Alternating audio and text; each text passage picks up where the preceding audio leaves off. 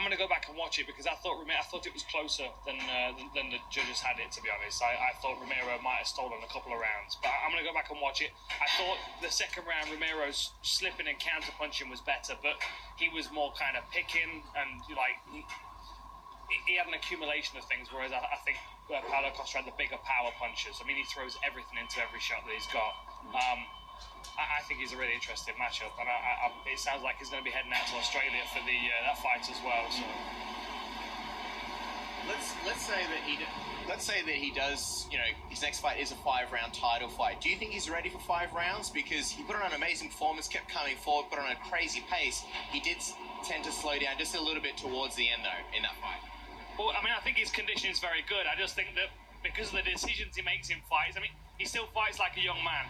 He still fights like someone that's not had many fights in his career. I mean, he's what is he, 13-0 now? But then if we include his fights on The Ultimate Fighter, I think he was 1-1 on The Ultimate Fighter. He lost a decision over 3 rounds because he slowed down.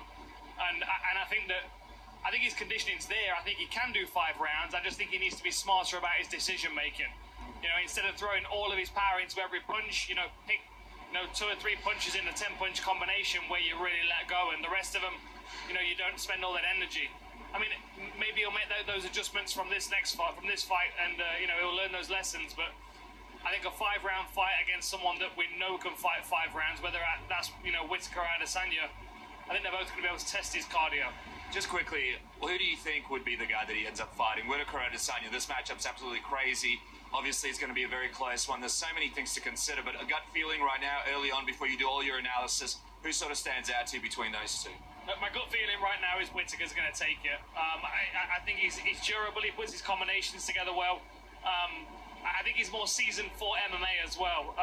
My only thought with Whittaker is that he's had 10 rounds in there against Romero, and you just don't know how that can change a fighter, how much wear he's taken on his body. It's been a tough couple of fights and training camps as well. But my instinct immediately says that Whittaker's going to win a decision, outpoint him, land the bigger shots, and then we'll see Whittaker against Costa.